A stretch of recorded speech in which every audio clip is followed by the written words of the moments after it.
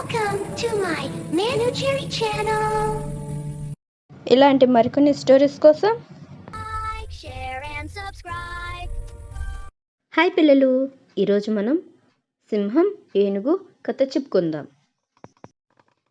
అనగనగా ఒక అడవిలో అనేక రకాల జంతువులు, పక్షులు చాలా ఆనందంగా జీవిస్తూ ఉండేవి. ఆ అడవిలో ఏనుగు, సింహం కూడా ఉండేవి. సింహం, ఈ అడవిలో అన్ని జంతువులు నన్నే చూసి భయపడతాయి, నేను చాలా గొప్పదాన్ని అని చాలా గర్వంగా అనుకునేది. ఈ అడవిలో నా అంత కండబలం ఉన్నవారు ఎవ్వరూ లేరు, నేనే గొప్ప అని అనుకునేది ఏనుగు. ఒకరోజు ఆ అడవికి రాజు ఎవరు అనే విషయంలో వాటికి గొడవ వచ్చింది. నేనంటే నేను అని అవి రెండు గొడవకి దిగాయి. ఆ ఏనుగు, సింహం అలా గొడవ పడుతుంటే అడవి నాశనమైపోతుందని మిగతా జంతువులన్నీ భయపడ్డాయి. ఆ గొడవ చూసి ఒక నక్క వచ్చింది వాటి దగ్గరికి. మీకు ఒక పోటీ పెడతాను, ఎవరు గెలుపొందితే వాళ్ళే అడవికి రాజవుతారు అననింది.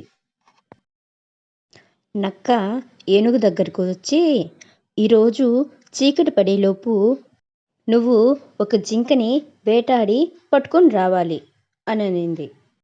సరే అయితే, నేను ఈ పోటీకి రెడీ అననింది ఏనుగు.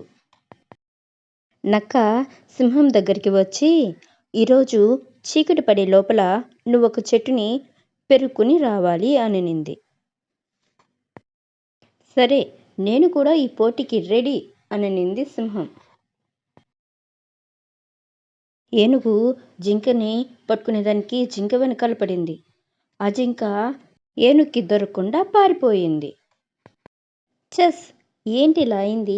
నాకు ఇంత కండబలం ఉండి నేను ఒక జింకను పట్టుకోలేకపోయానా? మరోపక్క సింహం ఒక చెట్టును పట్టుకుని గట్టిగా ఊపుతూ దాన్ని పెకిలించలేకపోయింది. అయ్యో, నా పంజా దెబ్బకే జంతువులన్నీ పడిపోతాయి, ఈ చెట్టేంది అస్సలు పట్టం లేదు, నేనింత వీకా అని అనుకునింది సింహం.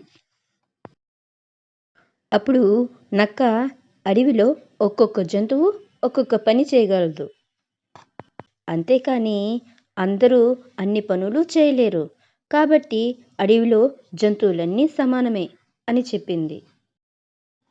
నిజమే కదా అని అనుకున్నాయి ఏనుగు, సింహం. కథ అయిపోయింది.